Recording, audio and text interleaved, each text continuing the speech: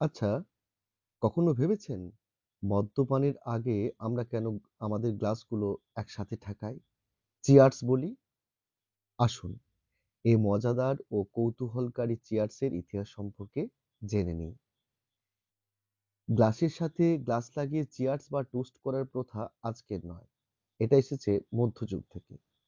মধ্যযুগের অভিজাত মানুষেরা ওয়াইনে বিষ মিশিয়েছে কিনা তা চেক করার জন্য মদ ভর্তি পাশাপাশি দুটো গ্লাসে ধাক্কা দিত।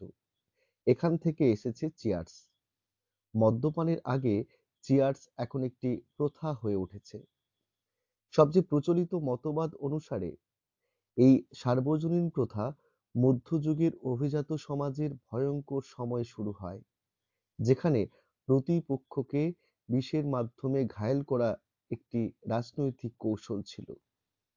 মধ্যযুগে যখন কেউ টোস্ট করত, তা কেবল আনুষ্ঠানিক ছিল না, এটি ছিল একটি চতুর নিরাপত্তার প্রোটোকল। জোরে ঠোকার ফলে এক গ্লাস থেকে অন্য গ্লাসের মধ্যে ওয়াইন ছিটকে পড়তো, মিশে যেত। ফলে কেউ যদি একজনের গ্লাসে বিষ মিশিয়ে থাকে, তবে তাকেও একই বিষ দুজনকেই খেতে হবে। শত্রুকে ঘায়েল করতে গিয়ে বিষের প্রকোপে নিজেই ঘায়েল হয়ে যেত। এ কারণে পরে ওয়াইনে বিষ মেশানোর মতো সুচতুর কৌশল ধীরে ধীরে বন্ধ হয়ে যায়। কিছু বর্ণনায় এমনও বলা হয়, মধ্যযুগে অতিরিক্ত সতর্কতা হিসেবে অনেকে ইচ্ছাকৃতভাবে তাদের ওয়াইনের একটি অংশ একে অপরের কাপে ঢালতেন। এটা সেই যুগে একদম যুক্তিযুক্ত ছিল, যখন ইতালির কুখ্যাত বর্জিয়া পরিবারের মতো পরিবারগুলো আর্সেনিক মিশ্রিত ওয়াইন দিয়ে শত্রুদের নিধন করবার জন্য পরিচিত ছিল।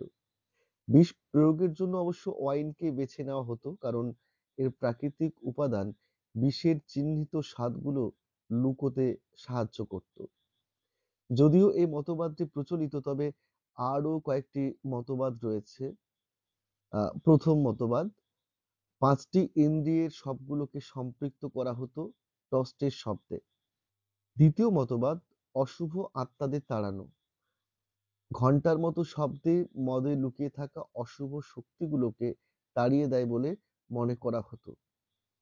তৃতীয় মতবাদ, প্রাচীন ঐতিহ্য সম্মান করা।